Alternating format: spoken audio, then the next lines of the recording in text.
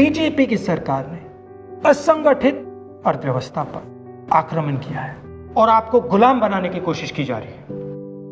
2008 में जबरदस्त आर्थिक तूफान आया, पूरी दुनिया में आया, अमेरिका में, जापान में, यूरोप में, चाइना में, सब जगह आया। अमेरिका के बैंक गिर गए, कंपनियां बंद हो गई, एक के बाद एक कंपनी की लाइन लग गई, बंद हो गई। यूरोप के बैंक गिरे, मगर हिंदुस्तान को कुछ नहीं हुआ। यूपीए की सरकार थी, प्रधानमंत्री जी के पास गया और मैंने उनसे पूछा, मनमोहन सिंह जी बताइए, पूरी दुनिया में आर्थिक नुकसान हुआ है, हिंदुस्तान को कोई असर नहीं हुआ, कारण क्या है? मनमोहन सिंह जी ने कहा, राहुल, अगर हिंदुस्तान की अर्थव्यवस्था को समझना चाहते हो तो यह समझना होगा कि हिंदुस्तान में दो अर्थव्यवस्थाएं हैं।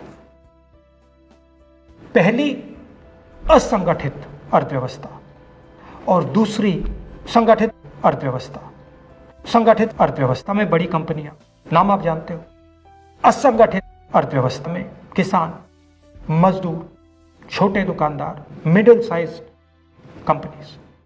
जिस दिन तक हिंदुस्तान का असंगठित सिस्टम मजबूत है, उस दिन तक हिंदुस्तान को कोई भी आर्थिक तूफान छू नहीं सकता। अब आज के दिन आते हैं। पिछले 6 साल से बीजेपी की सरकार ने असंगठित अर्थव्यवस्था पर आक्रमण किया है। 3 बड़े उदाहरण तो मैं आपको अभी दे देता हूं। नोटबंदी, गलत जीएसटी और लॉकडाउन। आप यह मत सोचिए कि लॉकडाउन के पीछे सोच नहीं थी।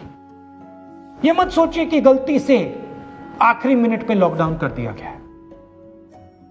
इन तीनों का लक्ष्य हमारे इनफॉर्मल सेक्टर को खत्म करने का है।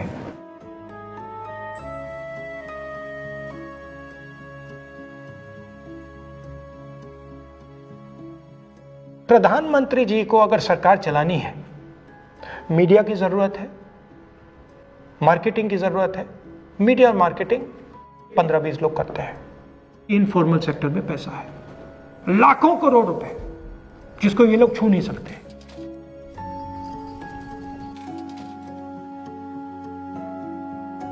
इसको ये लोग तोड़ना चाहते हैं, पैसा लेना चाहते हैं। इसका नतीजा आएगा। नतीजा यह होगा कि हिंदुस्तान रोजगार पैदा नहीं कर पाएगा। क्यों?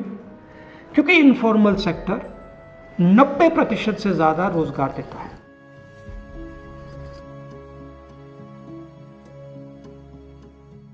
जिस दिन इनफॉर्मल सेक्टर खत्म हो गया, नष्ट हो गया, उस दिन हिंदुस्तान रोजगार पैदा नहीं कर पाएगा। आप ही इस देश को चलाते हो, आप ही इस देश को आगे ले जाते हो, और आपके खिलाफ साजिश हो रही है। आपको ठगा जा रहा है और आपको गुलाम बनाने की कोशिश की जा रही है। हमें इस आक्रमण को पहचानना पड़ेगा और पूरे देश को मिलकर इसके खिलाफ लड़ना पड़ेगा।